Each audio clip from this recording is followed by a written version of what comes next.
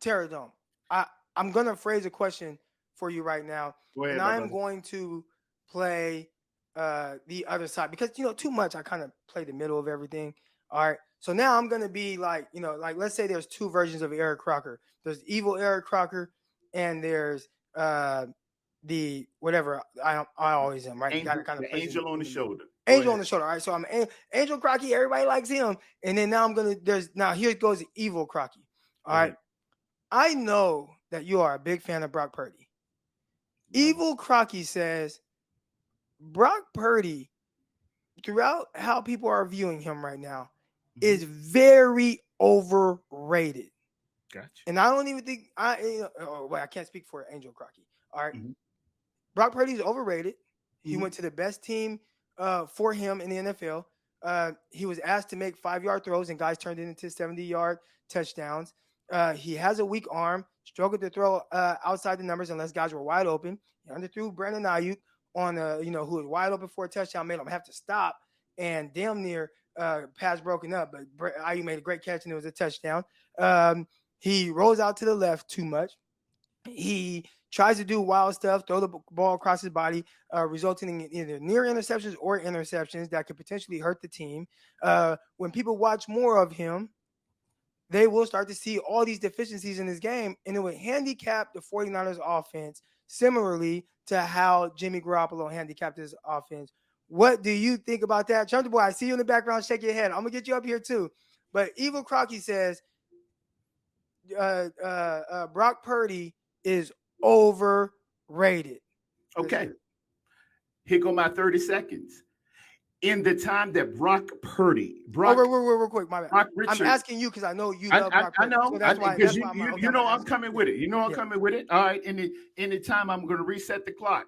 I got 30 seconds on the clock. In the time that Brock Purdy came into the Miami game when we were pretty much evenly matched, and a lot of you content creators and a lot of you fans were picking Miami to beat us. Brock Purdy came in there and went 67%.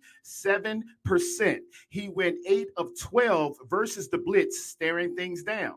Here's a stat that everybody needs to hear. We increased our output in offensive points by 22 points a game with the same personnel to 33 points a game. I think it was 33.4. You can check my math as I get off.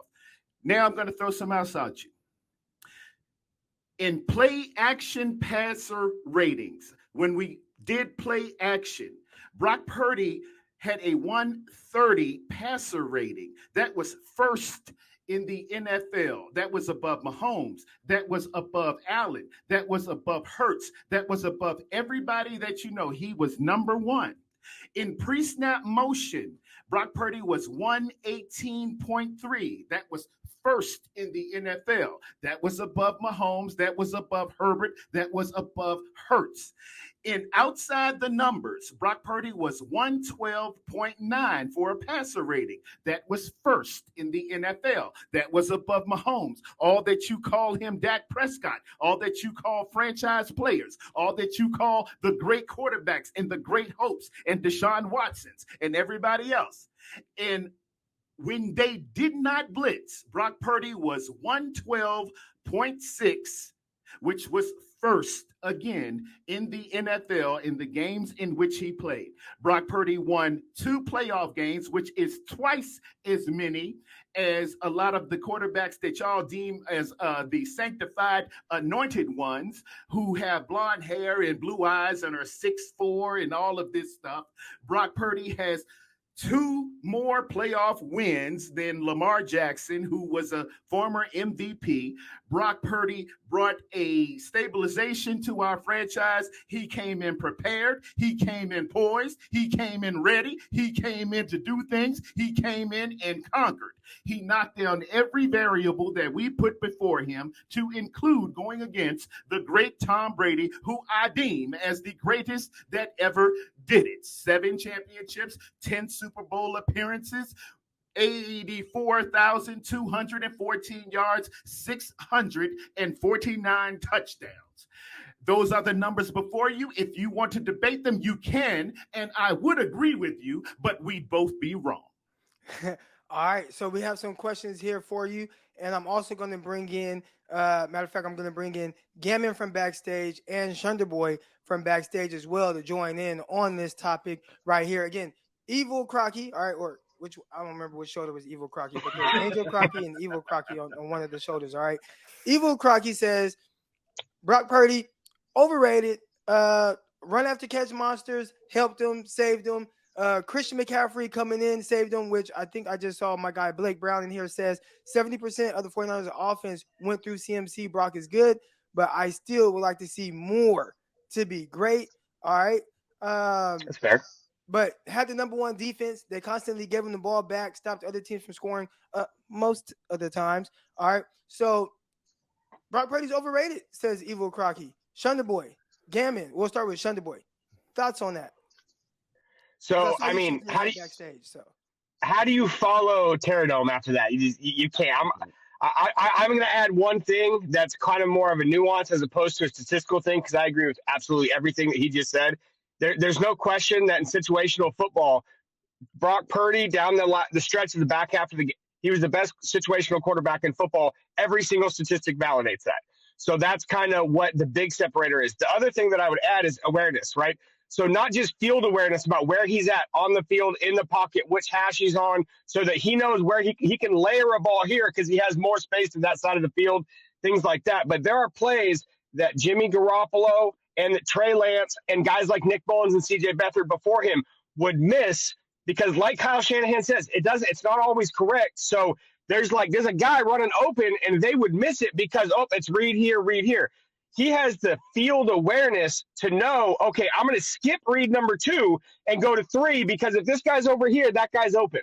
And he did that probably at least once, sometimes 2 or 3 times a game, where there's a play there that it's not really what he's supposed to make. He threw a touchdown pass to George Kittle when George Kittle wasn't even in the progression, right? He's not even – George Kittle's just going out and finding the spot because there's nothing there and it broke down.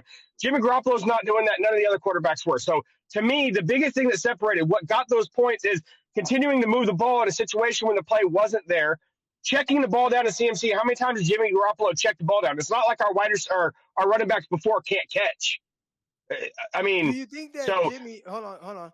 Because I did see an uptick in throwing to running backs, even with Jimmy Garoppolo as quarterback. And we did start to see an increase really in all the 49ers offensive numbers once Christian McCaffrey became the starting running back. So Evil Crocky says this offensive production started to take off once Christian McCaffrey became the full-time starter, not when Brock Purdy started. It really started prior to that when Jimmy Garoppolo was at quarterback. Your thoughts on that? Evil Crocky has a very good point. If you'll remember, I came on this show 30 seconds after they made that trade, and we had a conversation about it. And one of the things that I said at the time was what Christian McCaffrey does is he forces the linebackers out of the middle, because when he's out on the edge, you have to respect it. And that extra step the linebacker has to take opens up everything over the middle, which is what the 49ers were able to take advantage of down the stretch in that season. So you're right that CMC opens up the game in a way that the other running backs didn't. But that's more about the respect that other players have for him, right? The other running backs, they're not checking the ball down to those guys. I'm not sure why Jimmy Garoppolo, because you're right, Jimmy Garoppolo was also doing it more too. Go ahead, Gammon. Real quick, some of this where it's coming from, I was on Twitter today because I see somebody say, "Oh, come on, Crock. Brock was getting touchdowns and Jimmy only gets field goals." All right, listen, I don't know. I know that's situational. You can say that, right? Let's say, again, I keep going back to the Commanders game. Talked about a little bit last night, Locked on 49ers. But there was a game Washington against the Commanders, and 49ers defense forced, 3 turnovers and set the offense up in scoring position, and each time the 49ers only got a field goal out of it. All right, here we go. And the floor goes to Gammon. Gammon's been waiting patiently to touch on this. So, again, I saw a tweet out today, and the guy said, are the 49ers really going to start Brock Purdy for the future? Like, they're putting the future of their team in his hands. Your thoughts on that, Gammon? Yeah, I want to go back to, Brock Purdy, the Brock Purdy overrated statement. Here's my thing. What quarterback on this team wouldn't be considered overrated? Jimmy Garoppolo would be considered overrated. Correct. Trey Lance starts playing, he'll be considered overrated. Correct. Sam Darnold starts, he'll be considered. So fine, everybody is going to be considered overrated. CMC, he getting the ball 70% of the time, and so he was the one carrying it. But the ball had to 100% go through Brock Purdy's hands.